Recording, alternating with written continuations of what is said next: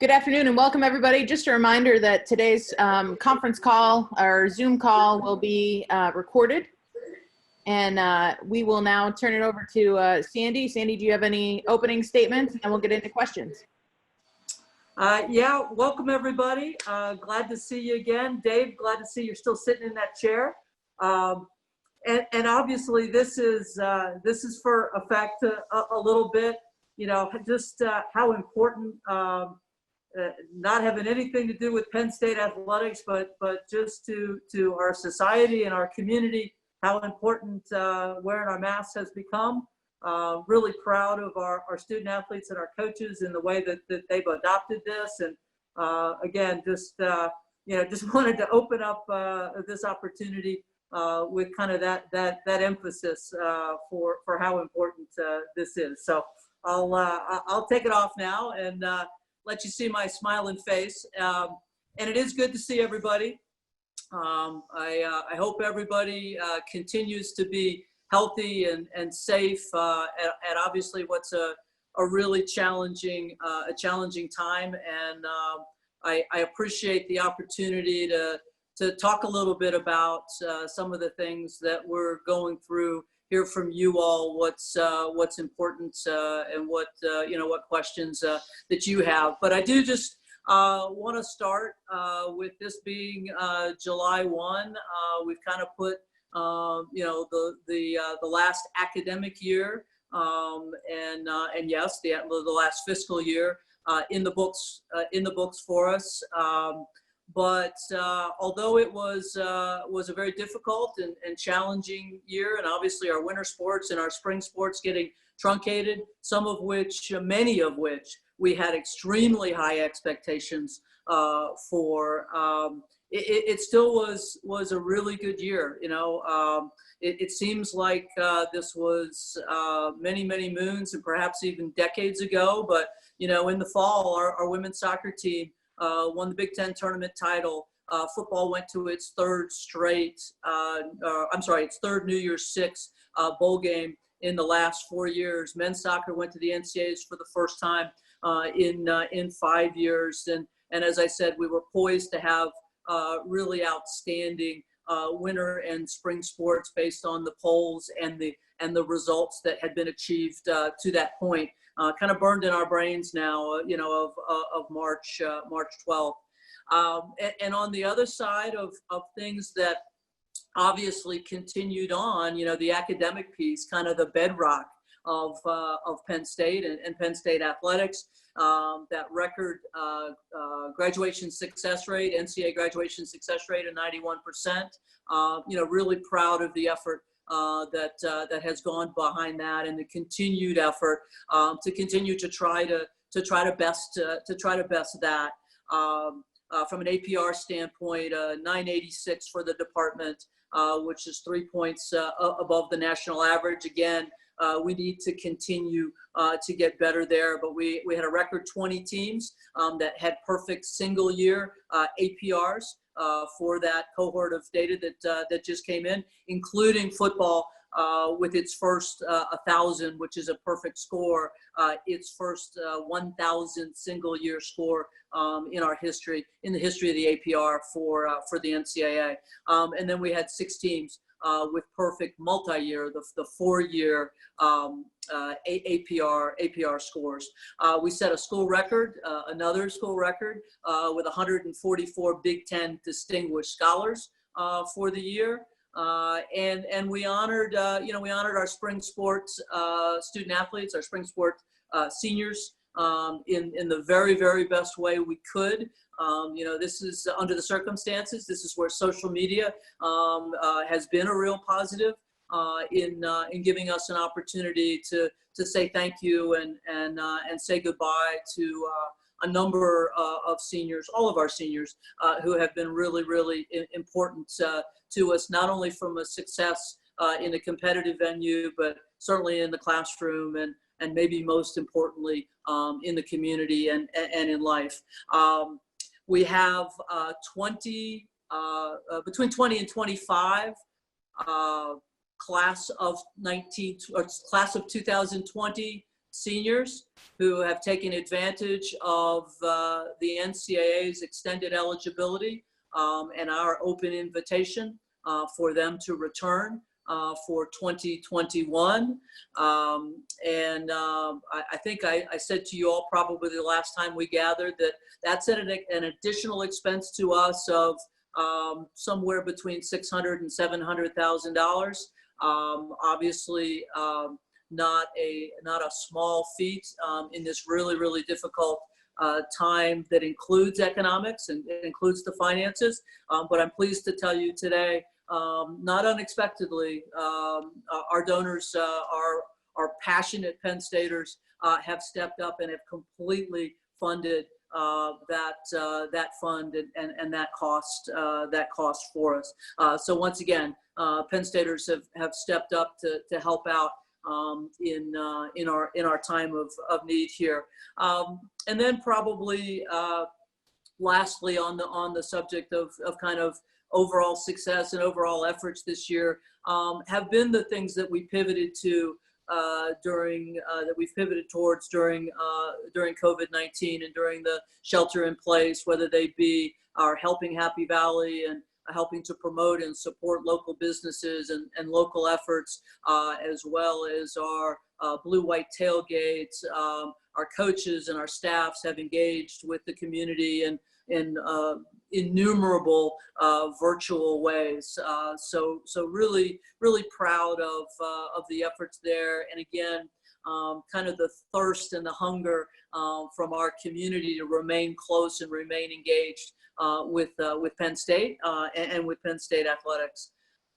Switching to more COVID-19 related subjects, as you're very well aware, we have football, men's and women's basketball, men's and women's soccer, and women's volleyball who have reported back to campus.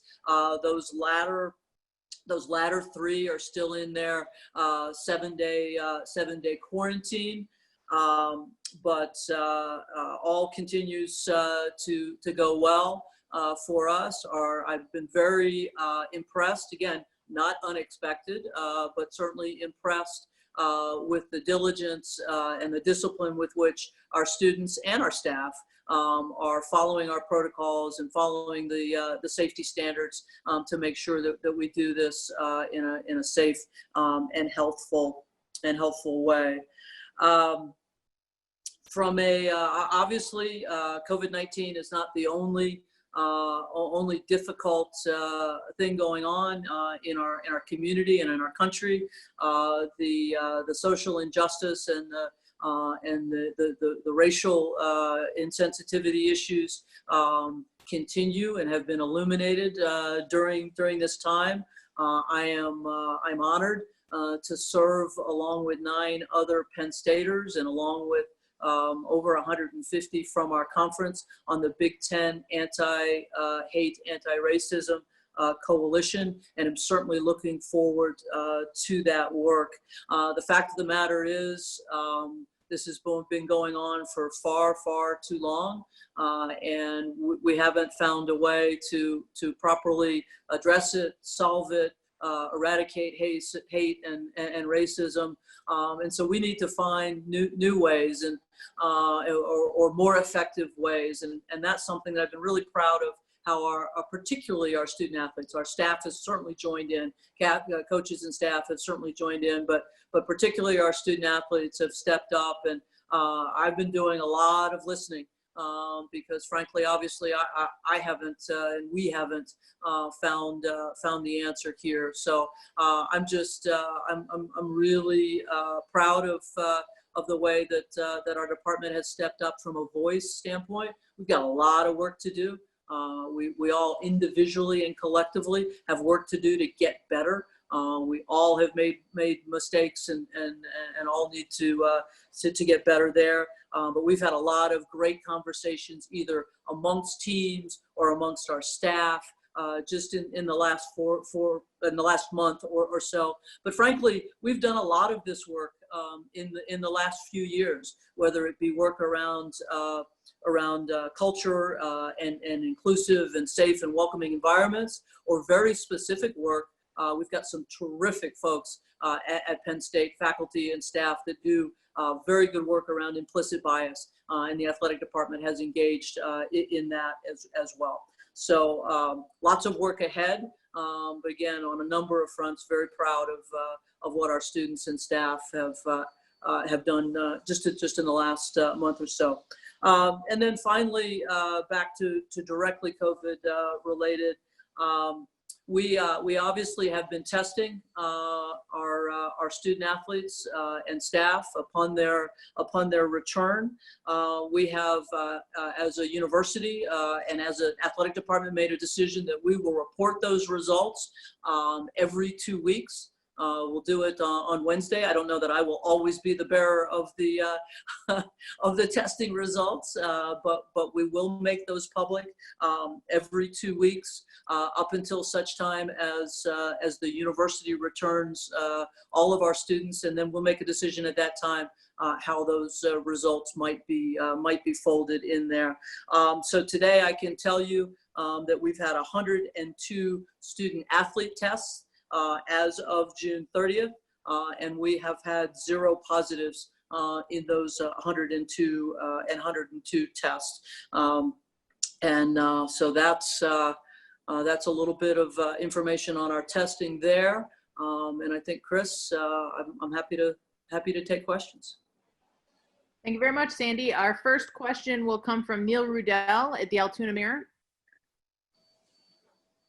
Neil, if you can accept the unmute.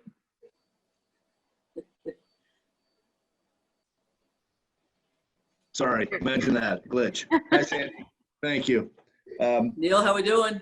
Good. 0 tests. That's impressive. Just No, wondering. no, 102 tests, 0 positives. 0 positives. Don't confuse me with the facts. Just curious if you could jump into. Yes, we saw Michigan. Have you guys addressed pay adjustments? Have you felt like you have to do that, or do you expect to maybe get through without having to trim some salaries? Yeah, as you all are aware, obviously there's a lot that continues to be unknown.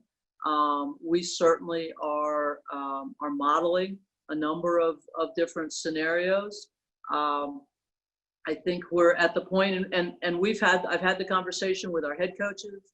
I've had the conversation with our management team about what the possibility might be around pay reductions.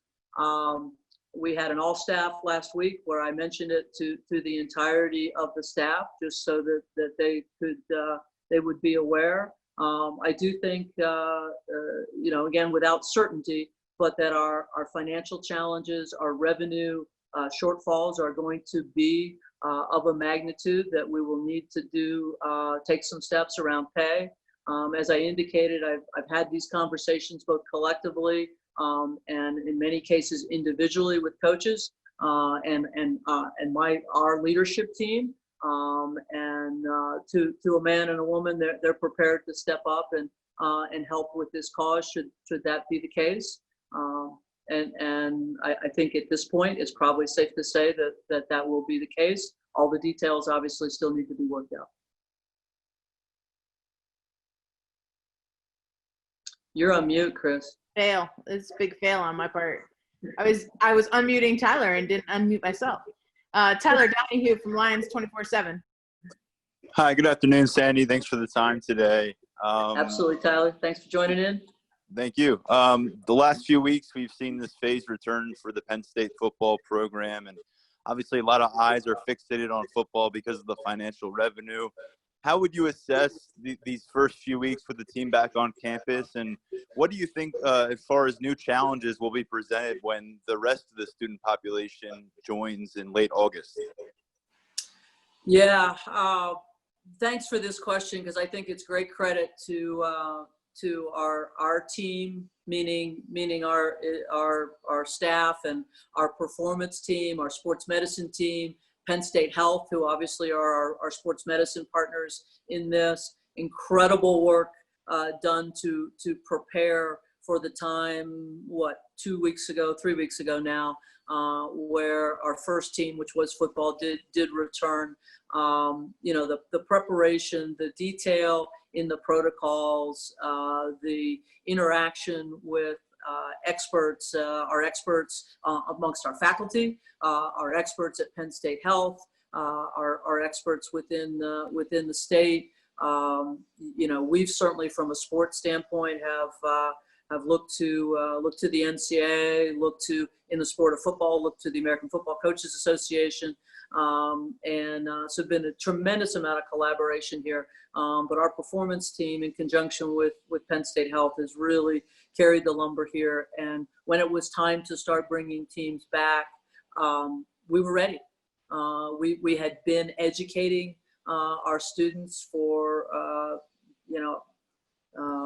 at least several weeks, if not longer than that, about what this might look like, what the disease was all about, why it's important to wear a mask, why it's important to wash your hands, all of those kinds of things. I mean, let's face it, we all want to know the why behind something that we're being asked to do, because you know, you're more likely to get buy-in there. So that's the first half of what's been going on. And again, I publicly want to thank our sports med folks and Penn State Health and our performance team for what they've done here. But the second half is the students, to some degree the staff, who have to follow the protocols, of course. But our students operate in an age group and in a culture where it is all about connection. And engagement, and we're asking them now to stop doing that in the way that they've traditionally done it. But I will tell you this: our let's see, 6 teams now that are back have been so disciplined. You know, there's been a glitch here or there, which again is where your protocols come in. That number one, they identify that a glitch happened. And number 2, then it gets addressed. But I've been really impressed with our student athletes and their dedication to this, their understanding of it, their understanding how important it is, first and foremost, to their teammates' health, their coaches' health, the community's health, but also to their ability to potentially play the sport they love. And that applies to all 6 of these teams. So I take my hat off to them. For the seriousness with which they've applied this. I do think some of that is related to and is directly attributable to the amount of education that they've been provided in the last probably 6 weeks. But I do give them a lot of credit for the way they've approached this. PJ Mustafer spoke to our all staff, obviously virtually, last week. And it was really pretty powerful, because he didn't just say, yeah, we got to wear our masks and we got to do this with it. He went through detail by detail about what the policies and procedures and protocols are as they relate to entering Haluba and lifting and getting their meals and doing. I mean, it was clear that those protocols and the procedures, he had taken them. They've been internalized, and they understand why they're important, and they're following them. So I take my hat off to him. Greg Pickle, Penn Live. Good afternoon, Sandy. How are you? I'm fantastic, Greg. How about yourself? I'm doing well. Thanks for doing this. Hey, on the topic of testing, how often will players be tested? Will it vary by sport? And how did you arrive at that decision? Yeah, let me take the last part first. You know, we've been, again, consulting with experts. Obviously, Penn State Health is an incredible resource for us. And what we determined was that we would test upon arrival. We would test upon return for all student athletes and staff. And then we would test as symptomatic. And that's what that's our protocol for the summer. And we certainly are continuing to take a look at the science, take a look at the conditions around us. And we also certainly will, as the university settles on what they're going to be doing for the fall, certainly kind of fold up under that as well, understanding that we're also going to need to then take some different approaches as it relates to competition and travel for student athletes as we arrive at that point. John Petishnock, Happy Valley News. Hey, good afternoon, Sandy. Appreciate your time today and hope you're doing well. Great to see you, John. Hey, for fans who won't be able to get into the stadium this season, but who still want to be part of the game day experience, do you anticipate having any restrictions in place for how many fans can be at team arrival or in the tailgating lots, or even how many vehicles can be parked at the stadium? Yeah, so most basically, given your question, you know, we are still working on all of the plans as they relate to any seating in our venues.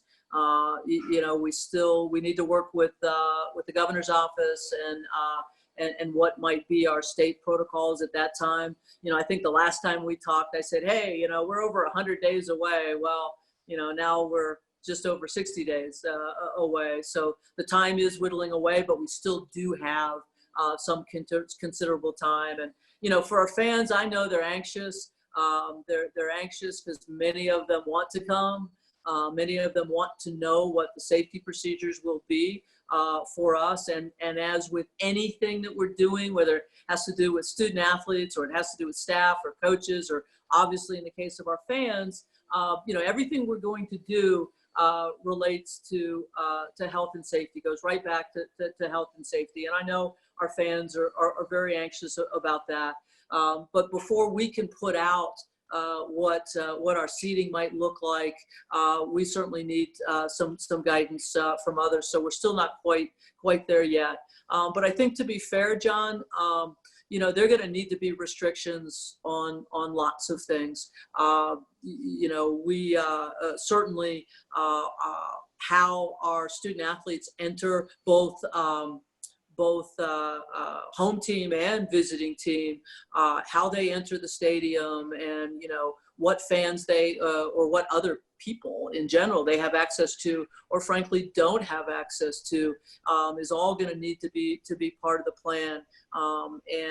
You know, one thing I know about Penn State fans is they're incredibly passionate, and I know we're going to have, for those that aren't able to get in the stadium, they're going to want to tailgate. They're going to want to be there for the team arrival, or any variety of kind of standard traditional Penn State activities. And you know, depending on what it is, that may or may not be possible. So all of that still to be seen. And still to understand what conditions we will be in when we do start to play. Mark Brennan, Lions 24/7. Hey, Sandy, thank you for doing this. And do you mind if I ask where you are now? I actually am with my family in California. We've unfortunately we've had a death in the family, so that's where I am. My condolences to you. I'm sorry to hear that. Thank you. Question-wise, can you talk about the value of having a guy like Dwight Galt, who has been around for so long, helping to kind of manage and oversee a lot of what you're doing with this phased return? Yeah, so Dwight obviously is a key member of our performance team, and you know, I don't think any of us have seen a pandemic, so I certainly won't. I won't attribute pandemic experience to Dwight, but that's about all he hasn't seen. And not only is it that, not only is it his expertise, his strength and conditioning and conditioning expertise, but it's also who he is. He is all about students. He is all about their health and welfare. And so he's been a terrific member of that team, and obviously has a great reputation for strength building and endurance and conditioning with the guys. But then you add to that, you know, our head of applied sports science in Josh Nelson, and Renee Messina, our head of sports medicine and athletic training, Wayne Sebastianelli,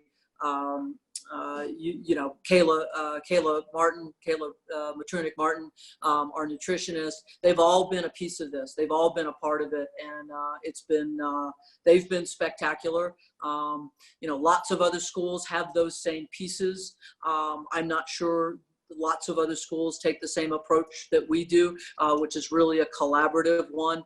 And I think that makes all the difference in the world, and it certainly has made a difference in this situation.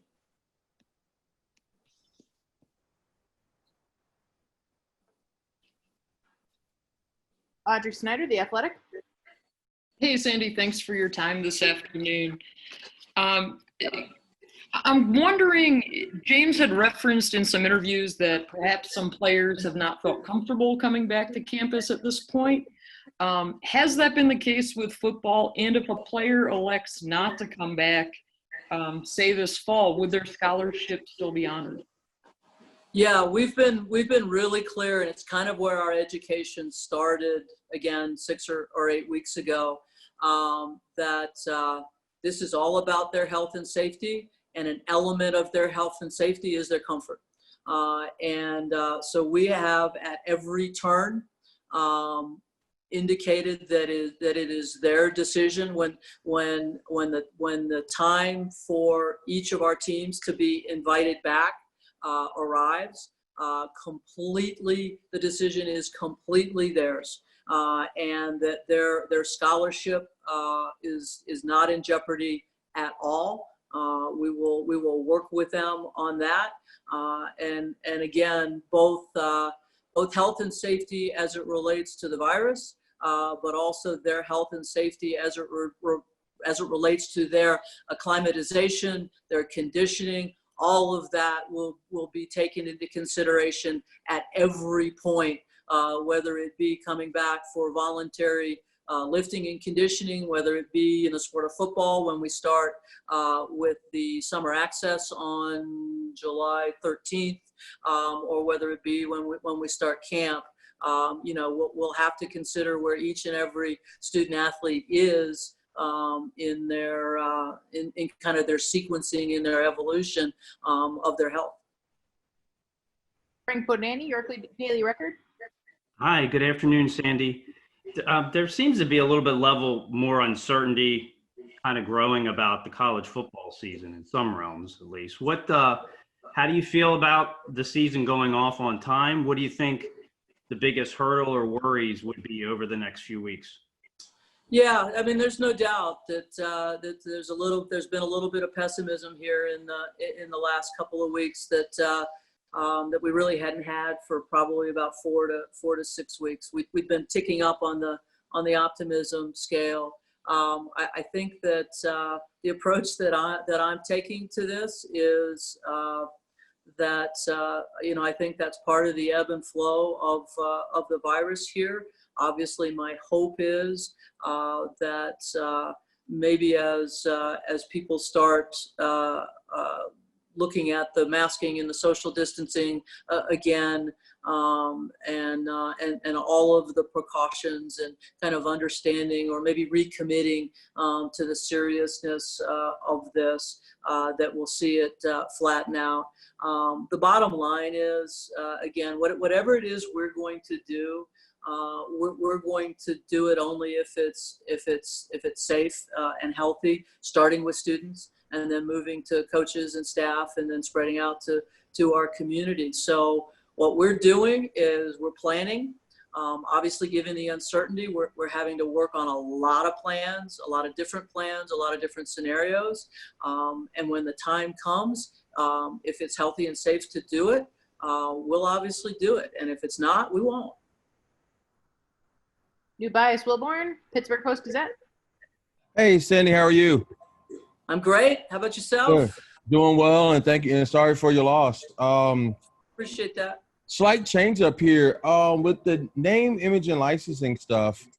With University Park or State College being a smaller town, how would that have an impact comparison to, say, a bigger city like a New York or Chicago with kids getting endorsements, things of that nature? Yeah, that's an interesting question, and one that I actually welcome the opportunity to answer, because yes, we actually reside in a smaller community. But the fact of the matter is that we have over 700,000 living alumni that populate major metropolitan areas like New York and Boston and Chicago and San Francisco and London and Paris and you name it. And so I think every opportunity from a name, image, and likeness standpoint that any student is going to want or desire is going to be available to them, to a Penn State student, through our unbelievable, incredible alumni network. And it's going to be our job to, number one, educate them on that, and then number two, provide opportunities for engagement so that they can take advantage of that. Mark Wilgenrich, SI.com. Andy, hi, and condolences on your loss. I wanted to ask you about the pros and cons of playing football in the spring from your perspective. What's good, what wouldn't work? Yeah, we all know it. We started talking about the spring in March. And at that time, we were far more pessimistic than we were 4 weeks ago. And I think even more pessimistic than we are today. I think there are lots of challenges. It would be a last resort. And I think one of the biggest challenges, and it's probably the biggest one in my mind, is the proximity to then the next season. And frankly, a second lost spring ball. Overcomeable if perhaps we're willing to have a shortened season. And again, in the category of something is better than nothing, that may not be a problem at all. But I think probably the biggest concern is the wear and tear on the bodies of our students, and the proximity of a spring season to a fall season. Dennis Dodd, CBS Sports. Muted. I'm unmuted. Now you're unmuted. Yeah, great. Yeah, Sandy, again, thanks for doing this, and sorry for your loss. Thank you. How do you sell tickets not knowing the capacity you're going to be operating at, or if games are going to be played at all? That's kind of a fancy way of asking what your year over year is right now. Yeah, well, again, we're thanks to the passion and the fervor and of the Penn State Nation and our fans. We had I think we had a 94 or 95% renewal rate.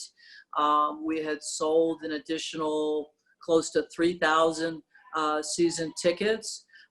So probably one of the things I can say with certainty, and obviously there's not much I can say with certainty, but without a season ticket, no matter what our capacity is, you're probably not coming to a Penn State game this year. So again, I appreciate our fans and their fanaticism for Penn State football, and we hope to be able to reward them with a safe and healthy opportunity to come watch Penn State football this year. And if I could follow up, I think you just answered it. If you could sell out right now, could you? I mean, would there be concerns about people coming just for safety precautions? Yeah, I don't think well, we don't have to do a full house scenario because we know how to do that. we do that frequently. If we're being honest, I don't believe that's in the books. I don't think that's in the cards for us this season. So again, the different scenarios we're looking at would be to try to accommodate as many of our season ticket holders as we possibly can. Michael Fletcher, ESPN.com. Yeah, thank you for doing this, and thank you, Sandy. A couple of questions back on the idea of pay cuts. When might you make a decision on reducing coaches' pay? Is that something that's in the immediate offing? And secondly, is there a scenario where you can avoid them, given that the university itself has already made furloughs and made other kinds of reductions? Yeah. So first of all, with the exception of a handful of part-time seasonal employees who would have been employed sometime this spring, we in athletics have furloughed no one. As you can imagine, most of our employees have been busier than they ever have been in their lives. So they've had meaningful work and more to be busy during this time. I have held off. We have, but obviously it's been led by me in asking for any specific amount or telling our coaches and other employees any specific amount, frankly. And I had this conversation with them in probably mid to late April that there was so much uncertainty about our financial position that frankly, I didn't want to ask for too much. I also didn't want to ask for too little because I didn't want to have to come back again. I didn't want to say, okay, let's do 5% and then come back in July and say, well, guess what? I need 10. So that's why I've hesitated to really nail anything down. To be fair to all of our employees, I think the time is coming as we've now gotten into the next fiscal year, day one of that today. I think it's I probably we probably need to do that, and we'll do that within the next few weeks. As it relates to avoiding it, as you can imagine, as we're looking at reduced crowds in Beaver Stadium, reduced crowds in Pagula and the BJC and Rec Hall and others of our venues, that we are looking at significant reduction in terms of those revenues, and we have to figure out how to do that. We're looking at lots of different operational ways to reduce our costs. Certainly, as a conference, we looked at some things and have come up with some good cost savings, trying not to impact competitiveness of any of our programs. So we've looked at all of that first, but given the severity of what we anticipate might be coming, pay reductions are probably unavoidable. Rich Scarcella, Reading Eagle. Hi, Sandy. Sorry about your loss, and I hope your family is safe and well. Thank you, Rich. I appreciate that. I have a two-parter. First of all, can you tell us what the protocol is if a player, coach, or staff member tests positive? And secondly, are you requiring student athletes to sign waivers? And if so, why? Okay. Yeah, the first one is, again, controlled completely by sports medicine. And that is that the individual who tests positive is immediately isolated. And, depending on whether it's a student, depending on where they live, depending on whether it's a staff member, that could be at home. So they are immediately isolated. And then a term that we've all become very familiar with, they are asked a bunch of questions that assist with the contact. I keep wanting to call it contact tracing. Contact tracing begins, and depending on a variety of circumstances, how far out with that do they go? A lot of questions about how much time was spent together, how much in near contact was spent together, and then our medical team, in conjunction with the state health department. I mean, the state health department really is the ones that manage the contact tracing. So depending on the answers to those questions, further steps are then taken. And he also had a question about the liability waiver. Yeah, thank you. We have not asked our students to sign any kind of waiver. We do have a what we are calling our one team pledge that all of our student athletes and eventually staff will sign. And all that is a reiteration of all of the educational stuff, all of the protocols, and frankly, kind of an acknowledgement of the importance to themselves, their teammates, others, their coaches, how important following these protocols are, and that that they pledge to follow them. Mike Gross, Lancaster Newspapers. Hi, Sandy. Thanks for your time today. Absolutely. This is more of a clarification. Is 102 tests have been done? Has every athlete who's back on campus has been tested at least once, right? Yeah, yes. And those 102 do not include the approximate between 60 and 70 that were performed on volleyball and men's and women's soccer on Monday and Tuesday. We don't have all those results back. Yeah, so this was as a, yeah. That's where I was going, because obviously yeah, those 6 teams, the full roster is a lot more than 102. Yeah. More to come. Okay, so there's, do you happen to know like what percentage of athletes have chosen not to come back? I am aware of some small, by team, some small numbers. It's not huge, but you know, and some of those actually were not COVID related. They were, you know, I'm not ready to come back right now because we're not letting them leave. If they leave, they're going to have to be. I shouldn't say we're not letting them leave. Nobody is under lock and key. We are highly discouraging that they leave, because when they return, they will have to be retested and re-quarantined. Joe Giuliano. Did I answer your question? Okay. Joe Giuliano, Philadelphia Inquirer.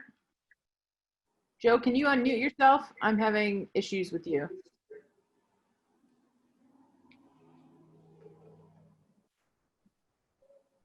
Joe? All right, we'll come back to you. I'm back. I'm sorry. I'm sorry, Chris. Sorry, Sandy. No problem. Sandy, I'm sorry for your loss. Thank you. I want to go, you had referred in your opening remarks to social injustice and the players illuminating their thoughts about it.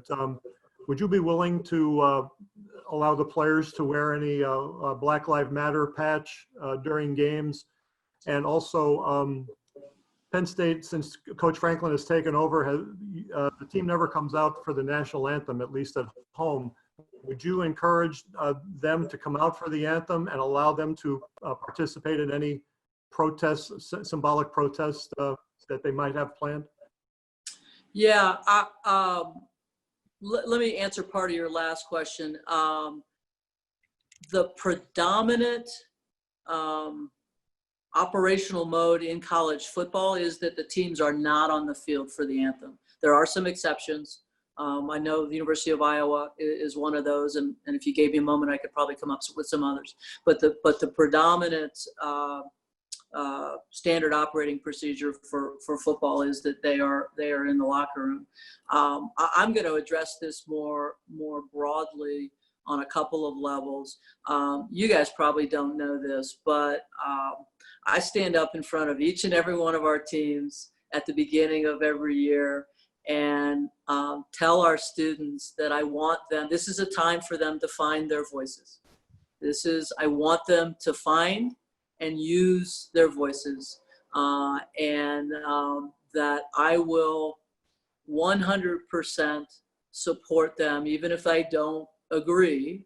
And again, I'm talking generally here. Even if I don't necessarily agree with their position, if they do several things. One, that they do it respectfully. Two, that they've done their research. They know what they're talking about, that they're educated on the subject that they are using their voice around. And thirdly, that they make sure that their coach knows what they're doing. They're not asking for permission, but they need to let their coach know what they're doing. And this is, I've been doing that as an athletic director for 24 years. And this time is no different. I am really proud of the way our student athletes have used their voices here in the last month. And that will not change. You know, part of our role as educators and leaders is to facilitate conversations, not dictate them. But I would tell you this, that these are conversations that our coaches and our administrators to some degree are going to have on a team-by-team basis. Because yes, it is an individual voice, but if you're going to use the Penn State platform, if you're going to use the team platform, then it involves the team. So they're going to, I anticipate that there are going to be lots of conversations on the team level about how teams want to express themselves as teams and how they want to allow individuals on their teams to express themselves. So I think we'll see a good deal of that this fall. Ben Jones, statecollege.com. Sandy, I have a sort of a philosophical question for you. There is a hypothetical line that exists between unpaid amateurs and professionals. And when you add up all the things football players are going to have to do this year and the risk that they assume, effectively so athletic departments can stay afloat, am I wrong in thinking that they've crossed that line? I mean, I'll use your line analogy. If we are coming dangerously close to crossing any line that endangers students, coaches, staff in our community, we're not crossing it. I don't know whether that answers your question or not, but it's the one that's first and foremost important in my mind. John Sauber, Center Daily Times. Hi, Sandy. Thanks for taking the time today, and I'm sorry for your loss. Thank you. And so you mentioned the 102 positive results for student athletes. Do you have results for coaches and other 102 tests. 102 tests. No positives. No positives. Do you have the results for coaches and other personnel that have been tested, and will you be releasing those numbers? We do have the results. I don't have the number in front of me. We will be those are folded up under the county's reporting.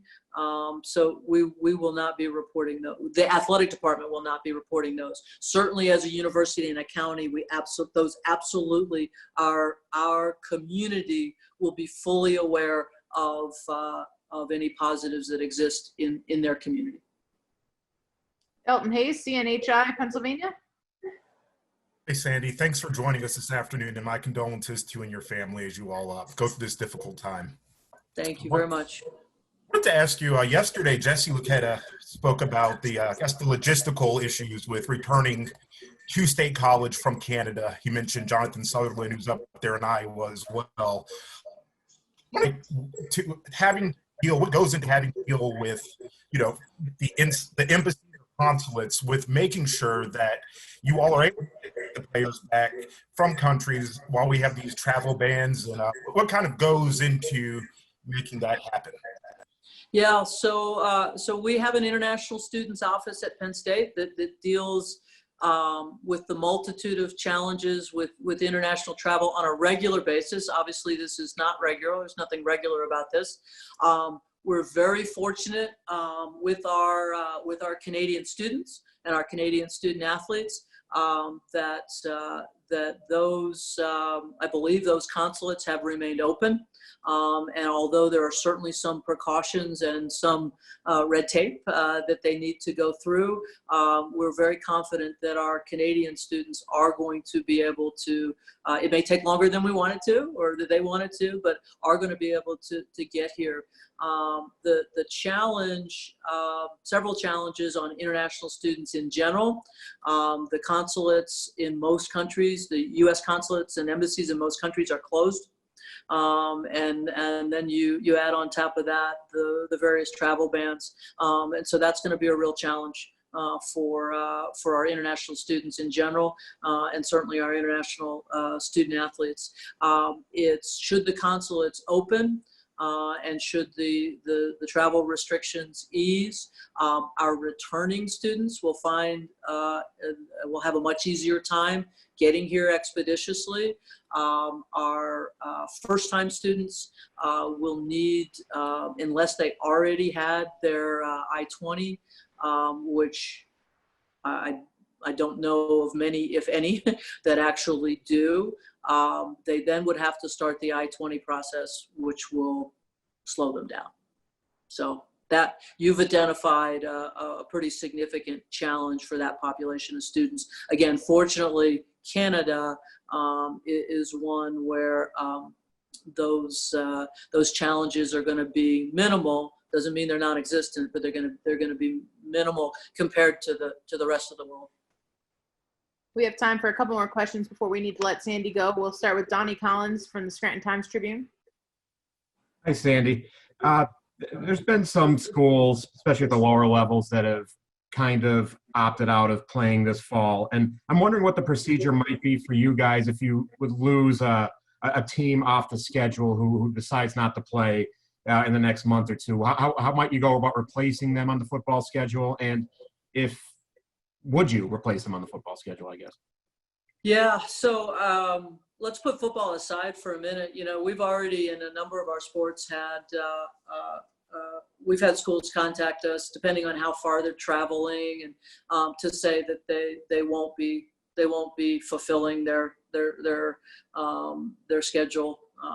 So that's already started to happen. It hasn't happened in football, and you know, we have some pretty sophisticated intelligence about you know, who's playing what week, and actually I take that back. It's not sophisticated at all. It's a spreadsheet.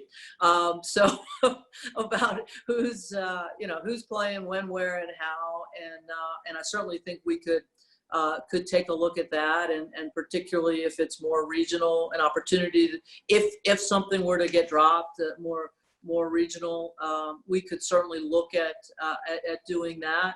But I'll be very honest.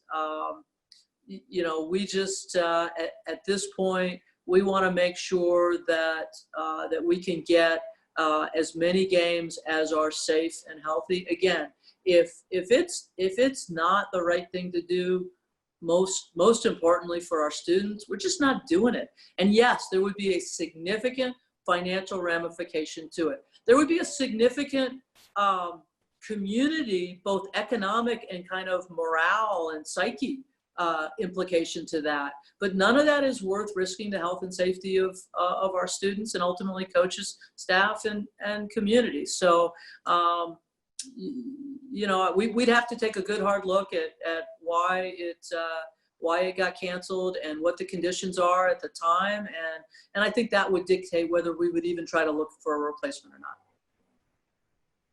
Dave Jones, Penn Live. Hi, Sandy, and thanks for doing this again. It's very much appreciated. If an athlete has a chronic or lasting complication from a COVID infection, will Penn State pay for any and all of those medical expenses?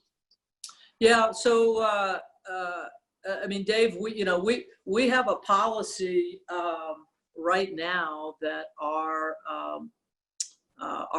medical staff and our medical team treat student athletes for, you know, whatever their conditions are. Obviously, we have zero understanding or very little understanding of what any long-term impacts of COVID-19 might be. And that's frankly one of the more concerning things we're starting to read about and hear about in the conversations.